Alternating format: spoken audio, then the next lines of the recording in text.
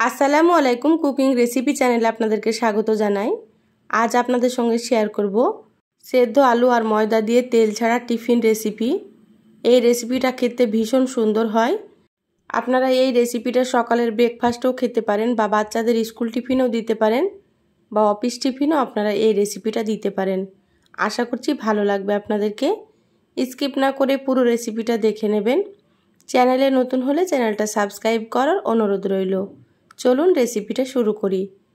এখানে দেখুন একটা মিক্সিং বোল নিয়েছি। নিয়ে নিলাম 1 কাপ ময়দা। আপনারা চাইলে এটা আটা দিয়েও তৈরি করতে পারেন। দিয়ে দিলাম হাফ চা চামচ লবণ। লবণ দিলে টেস্টটা খুবই ভালো আসবে।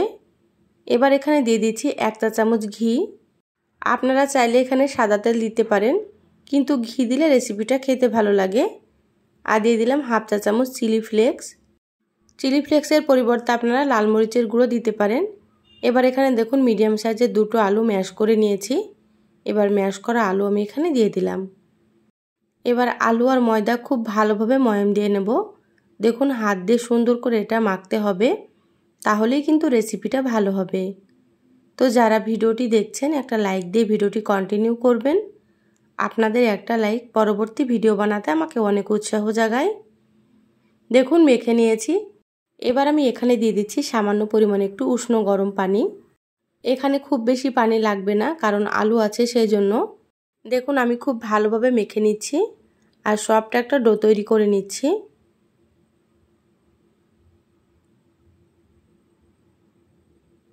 দেখুন মাখা হয়ে গিয়েছে। এইরকমভাবে আপনারা মেখে নেবেন।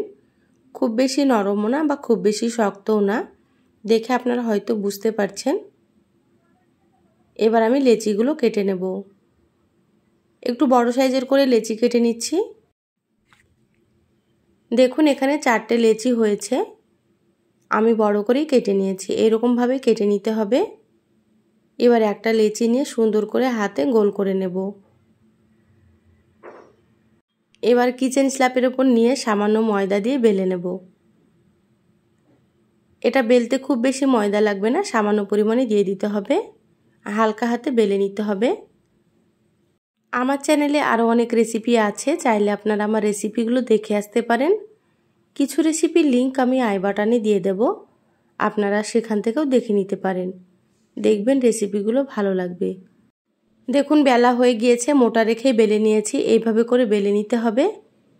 এটা হয়ে গিয়েছে, প্লেটে রেখে দিচ্ছি। আবারও আপনাদেরকে একটা দেখাচ্ছি।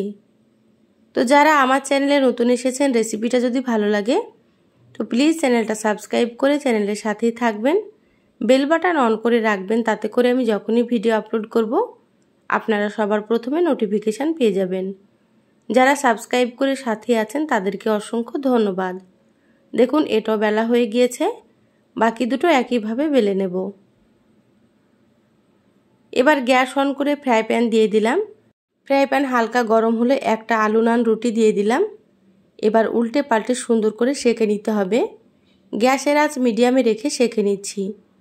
দেখুন এক পাশ হালকা সেঁকা হয়েছে। এবার আমি উল্টে দিচ্ছি। উল্টে পাল্টে একটু সময় নিয়ে এটা সেঁকে নিতে হবে। এখানে আমি রুটির মতো করে সেঁকে নিচ্ছি। আপনারা চাইলে তেল দিয়ে ভেজে নিতে পারেন, তাহলেও কিন্তু খেতে ভালো লাগবে। আর যারা তেল পছন্দ করেন না তারা এইভাবেই ভেজে নেবেন। দেখুন নান রুটিটা কত সুন্দরভাবে ফুলছে, আপনারা হয়তো দেখেই বুঝতে পারছেন। এই নান রুটিগুলো খেতে খুবই সুন্দর হয়। তো অবশ্যই আপনারা এভাবে একবার তৈরি করে খেয়ে দেখবেন। দেখুন এটা হয়ে গিয়েছে, তুলে প্লেটে রেখে দিচ্ছি। আবারও আপনাদেরকে আমি একটা সেঁকে দেখাচ্ছি। আমি সবসময় আপনাদেরকে সহজ রেসিপিগুলো দেওয়ার চেষ্টা করি। তা আমার রেসিপিগুলো আপনাদেরকে কেমন লাগে অবশ্যই চ্যানেলের কমেন্ট বক্সে কমেন্ট করে জানাবেন। ভালো লাগলে অবশ্যই চ্যানেলটা সাবস্ক্রাইব করে দেবেন। দেখুন এভাবে একটু চাপ দিলে কিন্তু সুন্দরভাবে ফুলবে, আপনারা হয়তো দেখেই বুঝতে পারছেন। প্রত্যেকটা আলু নান রুটি এরকমভাবেই ফুলবে। দেখুন এটাও সেঁকা হয়ে গিয়েছে, তুলে নিচ্ছি। বাকি যেগুলো আছে সেগুলো আমি একইভাবে সেঁকে নেব। দেখুন সবগুলো সেঁকে নিয়েছি আর দেখতে কতটা সুন্দর হয়েছে দেখুন। এগুলো আপনাদেরকে আমি ভেঙে দেখাচ্ছি আর কতটা সফট হয়েছে দেখুন। এগুলো আপনারা অবশ্যই একবার হলেও তৈরি করে খেয়ে দেখবেন। বাড়ির ছোট থেকে বড় সকলে কিন্তু খুবই পছন্দ করবে। দেখুন কতটা সুন্দর হয়েছে। তো রেসিপিটা কেমন লাগলো অবশ্যই চ্যানেলের কমেন্ট বক্সে কমেন্ট করে জানাবেন। ভালো লাগলে একটা লাইক দিয়ে যতটা সম্ভব ভিডিওটা আপনারা শেয়ার করে দিবেন। সবাই অনেক বেশি ভালো থাকবেন, সুস্থ থাকবেন। দেখা হবে আবারও নতুন রেসিপিতে। ধন্যবাদ সবাইকে। আল্লাহ হাফেজ।